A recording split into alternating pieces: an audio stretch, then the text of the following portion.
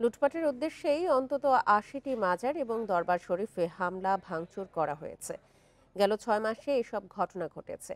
এসব অভিযোগ করেছে বিশ্ব সুফি সংস্থা। বিকেলে জাতীয় প্রেস ক্লাবে সংবাদ সম্মেলন করে এসব ঘটনার প্রতিবাদ জানায় সুফি সংস্থা। এ সময় দরবার ও মাজারে হামলা এবং ওরস মাহফিল আয়োজনে বাধা সৃষ্টি বন্ধে প্রশাসনের দৃষ্টি আকর্ষণ করা হয়। সুফি সাধকদের মাজারের নিরাপত্তা, ক্ষতিপূরণ সহ ৪ দফা দাবি জানানো হয় সংবাদ সম্মেলনে।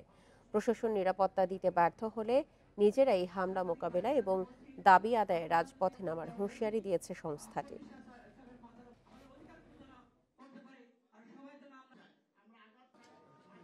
অবিলম্বে দেশের সকল মাজার শরীফ ও দরবার শরীফে হামলা, ভাঙচুর, লুটপাট, অগ্নিসংযোগ এবং এসব দরবার ও মাজার শরীফের খাদেম ও ভক্তদের হত্যা এবং জখমের ঘটনা বিচার বিভাগীয় তদন্তের মাধ্যমে দোষী, মদতদাতা ও পরিকল্পনাকারীদের চিহ্নিত করে দৃষ্টান্তমূলক বিচার নিশ্চিত করা।